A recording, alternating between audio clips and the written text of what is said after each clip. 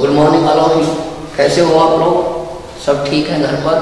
आप भी स्वस्थ होंगे आई होप। देखिए आज हम अपनी क्लास स्टार्ट कर रहे हैं। +1 क्लास है, बायो की क्लास होगी।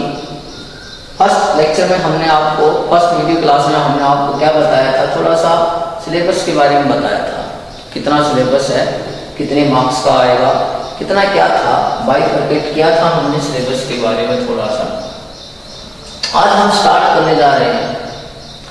+1 का सिलेबस थोड़ा लेंथी है, बट आपने घबराना नहीं है कि भाई सिलेबस नहीं होगा, क्या होगा, ऐसा ये कुछ नहीं है। बिल्कुल भी नहीं घबराना है। पूरा सिलेबस करवाया जाएगा, अच्छे से करवाया जाएगा, ठीक है। पैनिक ना फैलाएं, आराम से रहें। पूरा यहाँ अब डेली क्लास लगेगी, डेली रूटीन के हिसाब से क्लासेज आएंगी। वीडियो आपकी क्लासेज आपके व्हाट्सएप नंबर पर छोड़ दिए जाएंगे। जो आपका ग्रुप बना रखा है उस ग्रुप पे आपको सबके पास क्लास आ जाएंगे। बुक मैंने पहले ही बताई है, NCERT की बुक लेनी है आपने, नई बुक खरीदनी है। नया एडिशन आया हुआ है, QR कोड का एक एडिशन है, वो बुक खरीदनी है। NCERT +1 NCERT की बुक खरीदनी है, नई बुक। स्टार्ट कर रहे हैं फर्स्ट चैप्टर से, फर्स्ट मिनट से। फर्स्ट चैप्टर का नाम है लिविंग वर्ल्ड, मतलब ये जैविक संसार, जो सजीव जीव हैं, सजीव, पूरा ये जीवन जो है ये सजीव है। देखिए सबसे पहले चीजें हमारे पास बन जाती है कि लिविंग वर्ल्ड की बात करते हैं तो क्वेश्चन यहाँ आता है आपके पास, आपके दिमाग में क्वेश्चन अटैक होता है कि what is living and what is non living. ये चीजें आपके दिमाग में बन जाती हैं। लिविंग को हम क्या कहते हैं? हम लिविंग को बायोटिक कहते हैं, बायोटिक। और नॉन लिविंग को हम एबायोटिक कहते हैं। कई बार इसका हमें दूसरा नाम और है, क्या है? एनिमेट कंपोनेंट्स कहते हैं, एनिमेट। और इसको कहते हैं नॉन एनिमेट। मतलब क्या हुआ, थोड़ा सा ध्यान दो। एनिमेट का मतलब, ये वर्ड कहां से आया? एनिमेटस से आया। इसका मतलब होता है एनिमेटस। और एनिमेटस वर्ड ग्रीक लैंग्वेज के एनिमल से आया है।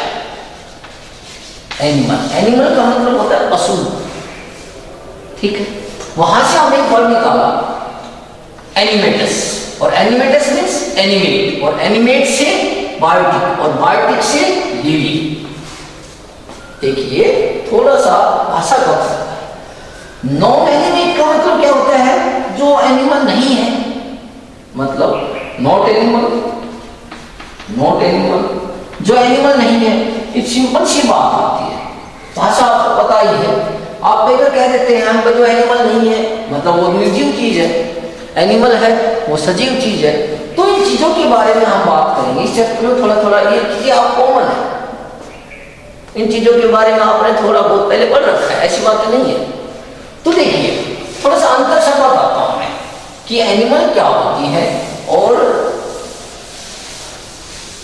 एनिमेटस क्या है, नॉन एनिमेटस क्या है।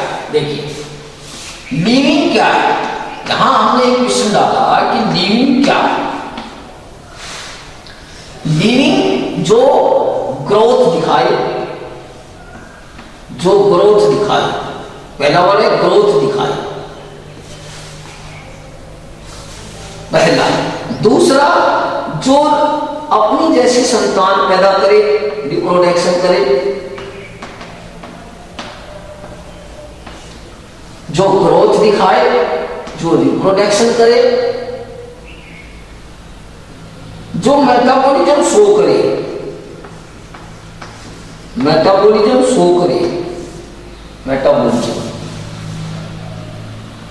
जिनके पास कॉन्शियसनेस हो,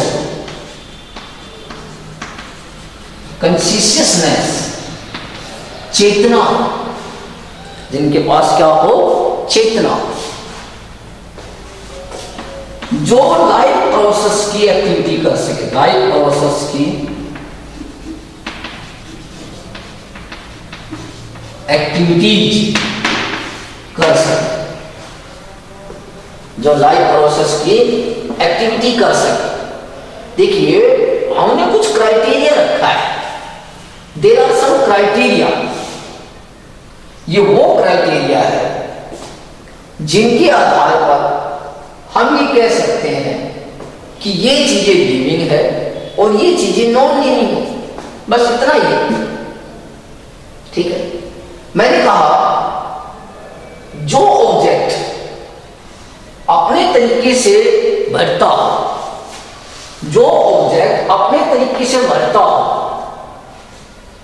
ग्रोथ करता हो, उसको क्या बोला मैंने, उसको बोला लिविंग। जैसे साइज बढ़ता हो बॉडी के आकार में, बॉडी के ऑर्गन्स में। अब अगर ग्रोथ की बात करते हैं तो पहली कैरेक्टरिस्टिक्स क्या है, ग्रोथ। दूसरी कैरेक्टरिस्टिक्स क्या है, रिप्रोडक्शन। रिप्रोडक्शन में क्या होता है, अपनी जैसी संतान पैदा करना। वो ऑब्जेक्ट जो अपनी जैसी संतान पैदा कर दे, खुद में प्रॉपर्टी हो, उसको लिविंग। जो खाने को पचा के और उससे ऊर्जा ले के, मेटाबॉलिज्म। कंसिशियसनेस, खुद की चेतना, चेतना पता चले किसी को, रेस्पॉन्स और खुद की चेतना वो। अब जैसे मान लीजिए ये चौक है, इसको मैंने स्टिमुलस किया, इसको मैंने पकड़ा छेड़ा, तो क्या इसको पता है, कुछ नहीं। परंतु अगर कोई मान लीजिए मेरे को या आप को या किसी को भी कोई छूता है तो हमें उस चीज का अनुभव होता है, उसको कहते हैं कंसिशियस, मतलब चेतना, जिसको जानकारी हो, फीलिंग्स हो। लाइफ प्रोसेस एक्टिविटी जैसे खाना खाना, सांस लेना, मूवमेंट करना, एक्सक्रीशन करना, cranial cavity, hormonal actions etcetera, mentality work, ये जितने भी काम हैं जो जीवन के साथ जुड़े हुए हैं, जीवन प्रक्रियाएं हैं, लाइफ जीवन प्रक्रियाएं एक्टिविटी होती हैं, वो सब किसमें आती हैं, जीवन की। तो कहने का मतलब वो पैरामीटर हैं जो हमें ये बताती हैं कि ये लिविंग है और ये नॉन लिविंग है। अब जैसे पहली बात करते हैं ग्रोथ की, थोड़ा थोड़ा इनके बारे में डिस्कस भी करते हैं। जैसे पहली बात करते हैं ग्रोथ।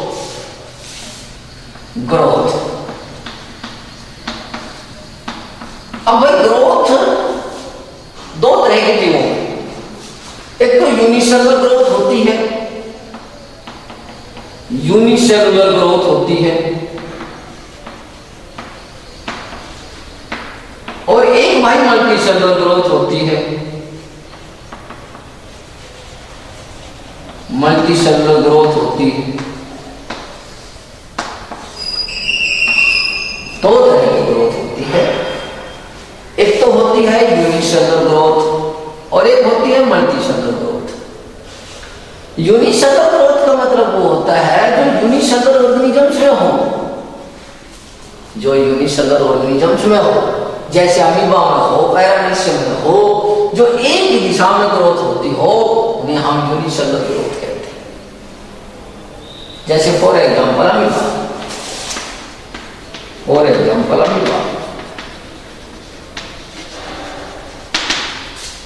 मल्टीसेलुलर ऑर्गेनिजम्स के में मतलब ऐसी ग्रोथ जो मल्टीसेलुलर ऑर्गेनिजम्स में हो, जैसे for example human beings, Manav means. तो इसका मतलब क्या हुआ, ग्रोथ भी कई टाइप की है, यूनिसेलुलर ग्रोथ है, मल्टीसेलुलर ग्रोथ है। आपने सुना होगा एपिकल ग्रोथ है, एपिकल ग्रोथ।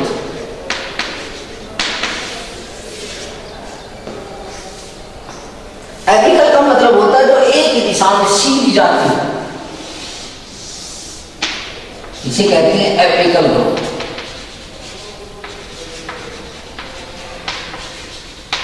क्या कहते हैं? एपिकल ग्रोथ कहते हैं, एक ही दिशा में सीधी जाती है। ठीक है ना? जैसे स्टेम टेंड्रिल्स की है, स्टेम टेंड्रिल्स ग्रोथ होती, एक साइड में ग्रोथ होती है। ये अपेक्स ग्रोथ है।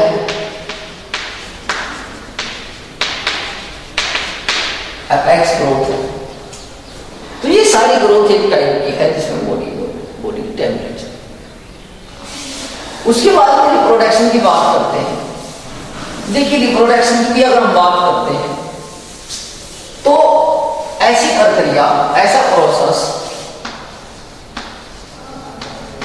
आपने पहले भी पढ़ा होगा 10th क्लास में कि रिप्रोडक्शन एक ऐसा प्रोसेस है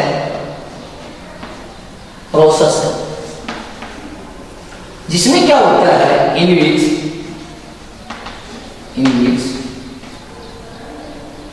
द बॉडी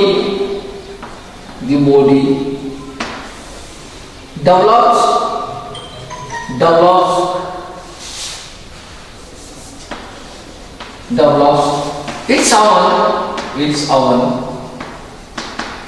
copy। बॉडी जो होती है वो अपने आप अपनी कॉपी पैदा करती है। कॉपी का मतलब हम शक्ल। रिप्रोडक्शन वो प्रोसेस है जिसमें कोई भी शरीर, कोई भी बॉडी, मैं यूनिसेलर की बात नहीं कर रहा, मैं मल्टीसेलर की बात नहीं कर रहा, जो कोई भी हो वो अपना जैसा शरीर पैदा करेगा। कहने का मतलब ये है जो किसी भी तरीके से पैदा हो वो रिप्रोडक्शन है। देखिए इस संसार में लिविंग बीइंग्स की सबसे यूनिक प्रॉपर्टी है। इन दी वर्ल्ड अगर हम बात करते हैं, in the world reproduction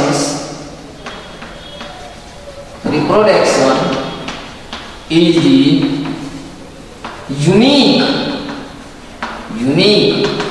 property of the living beings। क्योंकि आपको पता होना चाहिए कि रिप्रोडक्शन ही किसी जाति की कॉन्टिन्यूटी को मेंटेन करता है। किसी भी जाति की कॉन्टिन्यूटी को मेंटेन रखने का तरीका ही रिप्रोडक्शन है। अगर रिप्रोडक्शन नहीं हुआ तो कोई भी जाति, उसकी पॉपुलेशन मेंटेन नहीं रह सकती, मतलब वो खत्म हो जाएगी। अगर रिप्रोडक्शन नहीं हुआ तो जाति खत्म हो जाएगी, एक्सटिंक्ट मतलब गायब हो जाएगी। पुराने केसेस जो है आपके एक्सटिंक्ट स्पीशीज, जैसे आपके डायनासोर गायब हो गए, पांडा ये है, धीरे धीरे एक्सटिंक्ट होते जा रहे हैं। आपके लॉयन टाइगर्स धीरे धीरे खत्म होते जा रहे हैं। क्यों? क्योंकि इनके अंदर या प्रॉपर्टी जो है, रिप्रोडक्शन जो फिनोमेना है, वो धीरे धीरे खत्म होती चली जा रही है। ठीक, वो बात अलग है कि टाइप्स की अलग अलग है। ये यूनिसेक्सुअल में भी आती है, 2 टाइप की होती है। ये हम आगे बताएंगे, इसमें ज्यादा डिस्कस करने की जरूरत नहीं है कि ये सेक्सुअल और एसेक्सुअल 2 प्रकार का होता है। रिप्रोडक्शन 2 प्रकार का होता है, सेक्सुअल और एसेक्सुअल, वो बात अलग है, वो चीजें अलग बताएंगे। मेटाबॉलिज्म की बात करते हैं। मेटाबॉलिज्म इसमें क्या होता है? देखिए इसमें हम मान लीजिए फूड लेते हैं, कोई भी ऑब्जेक्ट फूड लेता है, बिल्कुल लेता है, उस फूड को फिर क्या करता है, वो अपने डाइजेस्टिव सिस्टम से डाइजेस्ट करता है, बिल्कुल करता है। डाइजेशन के बाद में उससे क्या लेता है? एनर्जी लेता है। और फिर उस एनर्जी को वो क्या करता है? यूटिलाइज करता है।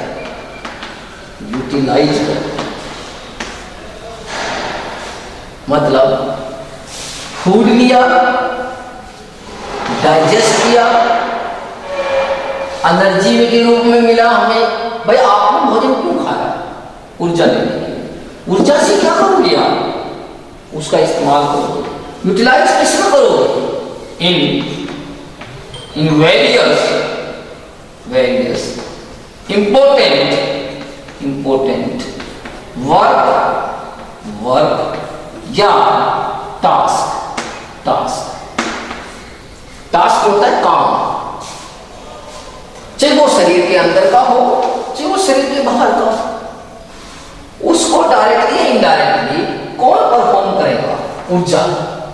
वो ऊर्जा कहां से मिलेगी? फूड से, बॉडी में स्टोर होगी और इस्तेमाल होगी। तो इसका मतलब क्या हुआ? उस पूरे प्रोसेस को क्या बोलोगे आप? मेटाबॉलिज्म। क्या बोलेंगे? मेटाबॉलिज्म प्रोसेस बोलेंगे उसको, कि उसमें ये चीजें कि सारा प्रोसेस है ये। वैसे इसके आगे जाके दो टाइप हो जाती है, इसकी मेटाबॉलिज्म की आगे जाके दो टाइप हो जाती है, एनाबॉलिज्म और कैटाबॉलिज्म। आगे जाके दो टाइप हो जाती है, एनाबॉलिज्म और कैटाबॉलिज्म। वो बात अलग है। इसमें क्या होता है?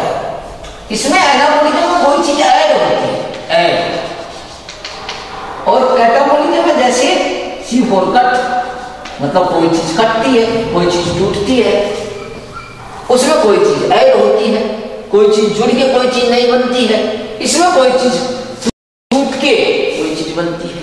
तो ये दो प्रोसेस है, ठीक है ना? जैसे हम बात करते हैं, फॉर एग्जाम्पल, जैसे मैं बात करता हूं, जैसे हम खाना खाते हैं, मतलब ग्लूकोज खाते हैं, बिल्कुल सही बात है, खाना है, ऑक्सीजन की इमरजेंसी में खाया, बिल्कुल। इस ऑक्सीजन की इमरजेंसी में ये ग्लूकोज किसमें टूटा? कार्बन डाइऑक्साइड में, पानी में, और आपको क्या मिल गई? ऊर्जा मिल गई। इस पूरे प्रोसेस को क्या कहोगे? रेस्पिरेशन। क्या कहोगे? रेस्पिरेशन।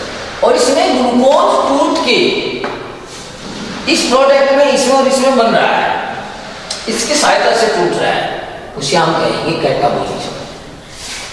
क्या कहेंगे? कैटाबॉलिज्म। एनाबॉलिज्म देखिए कि भाई एनाबॉलिज्म क्या है?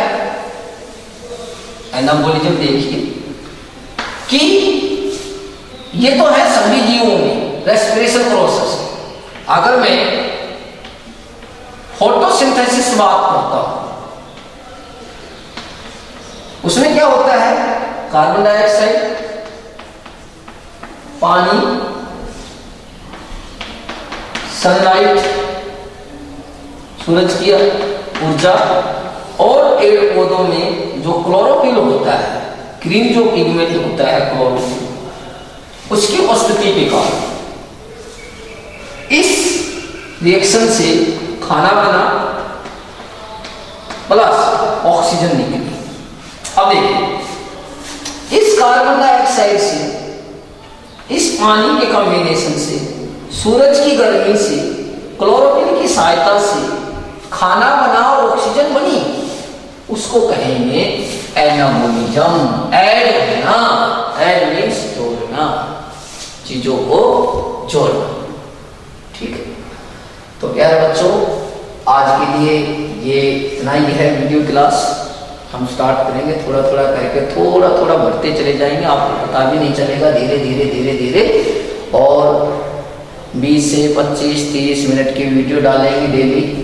किसी को कोई दिक्कत है तो आप व्हाट्सएप में जो ग्रुप बना रखा है उसमें रिप्लाई कर दो कि सर ये दिक्कत है। किसी भी कंसर्न से कोई भी दिक्कत आती है तो आप वहाँ पर रिप्लाई करो।